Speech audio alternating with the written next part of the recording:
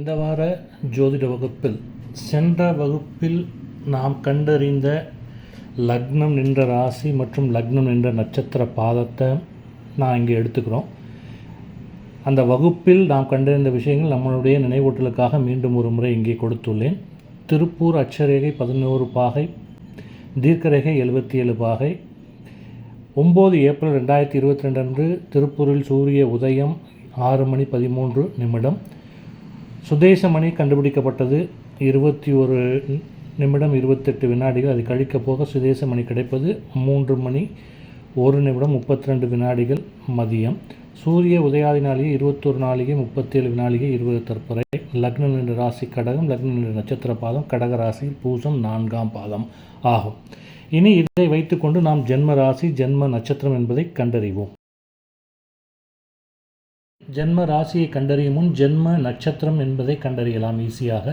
அது திருக்கணித பஞ்சாங்கத்தில் பக்கம் எண் 46 மற்றும் 47 என்ன நட்சத்திரம் கொடுக்கப்பட்டுள்ளது குழந்தை பிறந்த தினத்தன்று என்று பார்த்தால் பங்குனி மாதம் 26ஆம் தேதி புன 5604 என்று குறிப்பிடப்பட்டுள்ளது. அப்படி என்றால் புனர்பூசம் 56 நாளிகை 4 வினாளிகை வரை உள்ளது என்று அர்த்தமாகும்.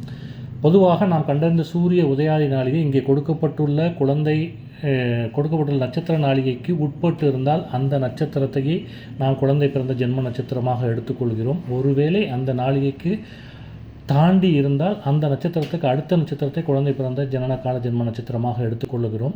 இங்கே சூரிய உதயாதி நாளிகை 21 நாளிகை 37 வினாளிகை 20 தற்பறை என்பது 56 நாளிகை 4 வினாளிகைக்குள் வருவதால் குழந்தை பிறந்த ஜனனகால ஜென்ம நட்சத்திரம் புனர்பூசம் என்று எடுத்துக்கொள்கிறோம்.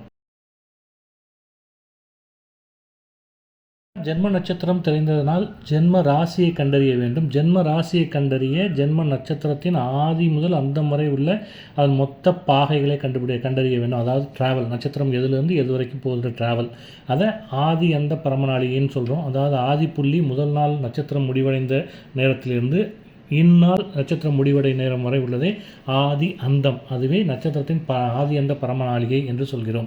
அவ்வாறு பார்த்தோம்னால் பங்குனி 25ஆம் தேதி திருவாதிரை 49.05 முடிகிறது. அதை ஒரு நாளின் மொத்த நாளிகையான 60 நாளிகையிலிருந்து கழிக்க கிடைக்கும் நாளிகையிலிருந்து இன்று நட்சத்திர நாளிகை உள்ள புனர்பூசமான 56.04 கூட்ட கிடைப்பது புனர்பூச நட்சத்திரத்தின் ஆதி அந்த பரம நாளிகை ஆகும். இது 66 நாளிகை 59 வினாளிகள் வருகிறது. இதை வினாளிகளாக மாற்ற 4019 வினாளிகையில் வருகின்றது.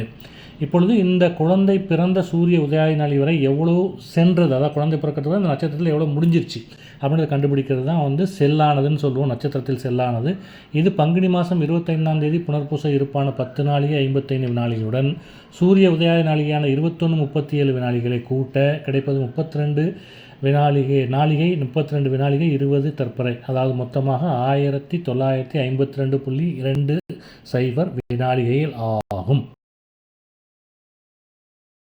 நட்சத்திரத்தோட ஆதியந்த பரமநாளிகை கிடச்சிருச்சு. அந்த ஆதியந்த பரமநாளிகையை நாளால் வகுக்க ஒரு பாதத்துக்கு எவ்வளோ ஆதியந்த பரமநாளிகையோடைய கால அளவுன்னு தெரிஞ்சிடும்.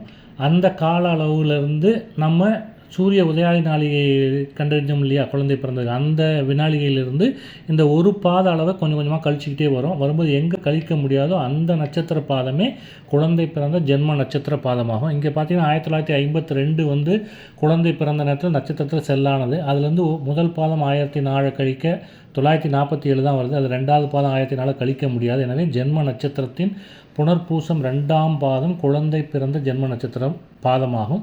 அந்த பாதம் எங்கே இருக்குன்னா சைடில் பாருங்கள், அட்டவணையில் பார்த்தா தெரியும். புனர்பூசம் 2ஆம் பாதம் அப்படின்றது மிதுன ராசியில் வருது.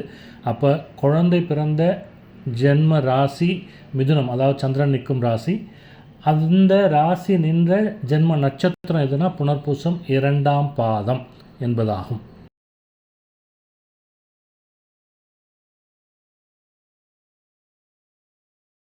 நமக்கு லக்னம் தெரியும், சந்திரன் என்ற ஜென்ம ராசி தெரியும். அடுத்ததாக நம்ம ராசி கட்டம் அம்ச கட்டம் அமைக்கிறது எப்படின்னு பார்க்கலாம்.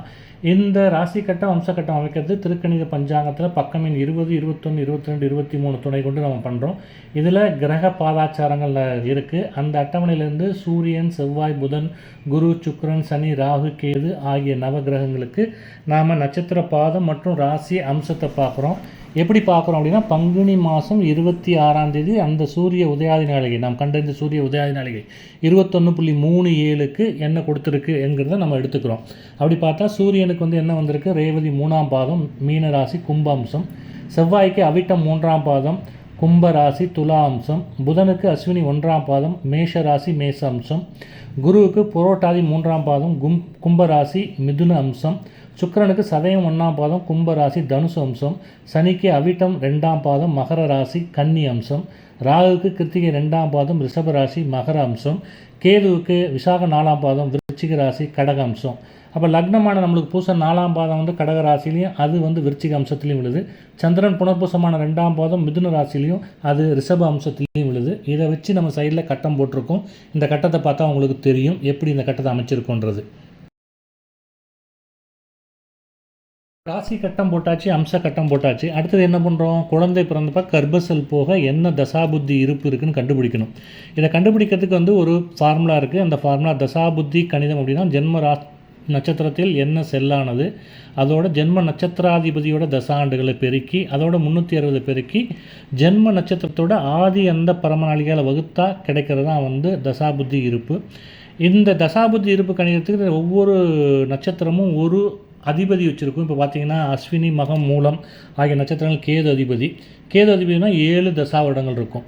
பரணி, பூரம், பூராடம் சுக்கிரன் அதிபதியாக வருவாங்க. அவருக்கு 20 வருஷம் தசாண்டுகள் இருக்கும். கார்த்திகை, உத்திரம், உத்திராடம் அதிபதியாக சூரியன், அவர் 6 தசாவருடங்கள் இருக்கும். ரோகிணி, ஹஸ்தம், திருவோணம் சந்திரன் அதிபதியாக வருவாங்க. அவர்களுடைய தசாண்டுகள் 10.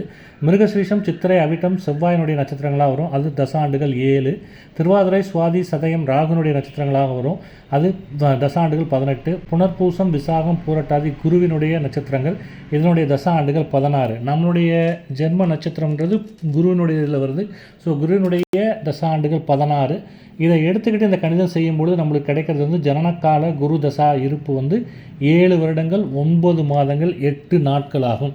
இந்த கணிதம் கீழே கொடுக்கப்பட்டிருக்கு. சந்தேகம் எதுவும் இருந்தால் கமெண்ட் செக்ஷனில் பதிவிடவும். கண்டுபிடிச்ச ஜனனகால குரு தசா இருப்பு எவ்வளோன்னு தெரிஞ்சு போச்சு. அடுத்து என்ன புத்தியில் அந்த குழந்தை பிறந்திருக்குன்னு தெரியணும் இல்லையா? அப்போது இதை கண்டுபிடிக்க நாம் வாசன் திருக்கணித பஞ்சாங்கத்தில் பக்கம் எண் 90, 91, 92 இந்த 3 பக்கங்களில் பார்த்தீங்கன்னா எந்த தசை அதில் என்ன புத்தி நடக்கிறதுக்கான கணிதங்கள் அங்கே ஏற்கனவே கொடுக்கப்பட்டிருக்கும். இங்கே நான் உங்களுக்கு சிவப்பு கொடிட்டு காட்டிருக்கேன். புனர்பூச நட்சத்திரத்துக்கான அட்டவணையும் அதனுடைய தசா புத்தி ரிவர்ஸில் நம்ம எடுக்கிறோம் அப்படின்னு. ஏன்னா ஏன் ரிவர்ஸ் அப்படின்னா, என்ன நடந்துகிட்டு இருக்கு நடிக்க முடிஞ்சதுலேருந்து கழிச்சிட்டு வராதான், கடைசி புத்தியிலேருந்து கழிச்சிட்டு வந்தால் தான் நம்மளுக்கு வந்து என்ன நடப்புன்னு தெரியும். ஆரம்பத்தில் கழிச்சிட்டு போனால் தப்பாக போகும். அதனால் கடைசியிலேருந்து கழிச்சிட்டு வரோம். அப்போ இருக்கிற ஜனனகால குரு தசா இருப்பில் இருந்து அங்கேருந்து புத்தி அளவு அங்கேருந்து எடுத்துக்கிறோம். அந்த அட்டவணையில் கொடுக்கப்பட்டு ராகு புத்திக்கு பார்த்திங்கன்னா 28 மாதங்கள் 24 நாட்கள், செவ்வாய் புத்திக்கு 11 மாதங்கள் 6 நாட்கள், சந்திர புத்திக்கு பார்த்திங்கன்னா 16 மாதங்கள் 0 நாட்கள், சூரிய புத்திக்கு பார்த்திங்கன்னா 9 மாதங்கள் 18 நாட்கள். இதை இந்த ஜனனகால குரு திசா இருப்புன்னு சொன்னோம் இல்லையா, அதை நான் வந்து மாதங்கள் நாட்களாக மாற்றிக்கிட்டேன். அது 93 மாதங்கள் 8 நாட்கள் கழிக்க 27 மாதங்கள் 20 நாட்கள் கிடைக்கிது. இதை சுக்கிர புத்தி கால அளவான 32 மாதங்களில் கழிக்க முடியாது. எனவே ஜனனக்கால சுக்கிர புத்தி இருப்பு 2 வருடங்கள் 3 மாதங்கள் 20 நாட்கள். இதான் ஜாதகத்தில் பார்த்தீங்கன்னா ஜனனக்கால குரு திசா இருப்பு 7.0908 அப்படின்னா 7 வருடங்கள் 9 மாதங்கள் 8 நாட்கள். அதே ஜனனகால சுக்கிர புத்தி இருப்பு 2.3.20 அதாவது 2 வருடங்கள் 3 மாதங்கள் 20 நாட்கள் குறிப்பிடப்பட்டிருக்கும். அடுத்ததாக ஜாதக கட்டத்தினுடைய ஜாதக ஒரு புத்தகம் பார்த்திங்கன்னா முகப்பு பகுதியில் எழுதியிருப்பாங்க. என்ன எழுதியிருப்பாங்கன்னா அண்ணன் இதெல்லாம் எழுதியிருப்பாங்க, ஒரு சில விவரங்கள் எழுதியிருப்பாங்க. இது எழுதிட்டால் நம்ம ஜாதகம் முழுமையாக எழுதிட்டோன்னு அர்த்தம். இது எழுதுறதுக்கு எந்த ஒரு சிரமமும் தேவையில்லை. பங்குனி மாதம் வருகின்ற அந்த மாதத்தை திறந்து வைத்துக்கொள்ள வேண்டும். வாசன் திருக்கணித பஞ்சாங்கத்தில் எனக்கு தெரிந்து பல ஒரு இடத்தில் 46 மற்றும் 47ஆம் பக்கத்தில் பங்குனி மாதம் வருகிறது. இப்பொழுது நாம் ஏற்கனவே கண்டுபிடித்த ராசி கட்டம் கம்ச கட்டத்தை இங்கே போட்டுக்கொள்கிறோம். அதிலிருந்து எழுதுகிறோம். ஸ்வஸ்தி ஸ்ரீ பிளவ வருடம் கலியுகாதி ஆண்டு 5123, சாலிவாகன வருடம் 1943, 44, கொல்லம் 1197 அப்படி வரிசையாக எழுதிட்டு வரோம். பார்த்தீங்கன்னா இதில் வந்து உங்களுக்கு புரியறதுக்காக நான் வந்து ஒரு சிவப்பு கலரில் அண்டர்லைன் பண்ணியிருக்கேன். இது எல்லாமே அங்கே பஞ்சாங்கத்திலேருந்து எடுக்கப்பட்ட அளவுகளாகும். இதை அப்படியே இங்கே நீங்கள் ரீப்ரொடியூஸ் பண்ணால் போகிறோம். அச்சாம்சம் தீர்க்காம்சம் மட்டும் நம்ம ஏற்கனவே கண்டுபிடிச்சது. அந்த அச்சாம்சம் தீர்க்காம்சம் அந்த ஊருக்காக நம்ம குறிப்பிடுகிறோம். ஏன்னா யாரும் பார்க்கும்பொழுது எந்த அச்சாம்சம் ரேகாம்சம் போட்டிருக்கோன்னு தெரிஞ்சுக்கிறதுக்காக.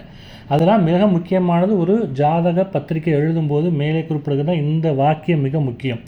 ஜனனி ஜென்ம சௌக்கியானாம் வர்தனி குல சம்பதாம் பதவி பூர்வ புண்ணியானாம் லிக்கியதே ஜென்ம பத்திரிகை. அப்படின்னா ஒவ்வொரு தனி மனிதனும் தான் செய்த புண்ணியங்களின் அடிப்படையில் இங்கே பிறந்திருக்கிறார், ஜென்மம் எடுத்திருக்கார், அதை கழிக்கிறதுக்காக தான் எடுத்திருக்காருன்னு அர்த்தம். இது ஒவ்வொருத்தவங்களுக்கும் தனிப்பட்ட ஜாதகம். இந்த ஜாதகம் கொண்டே அவர்களுக்கு பலாபலன்களை உரைக்க வேண்டும்.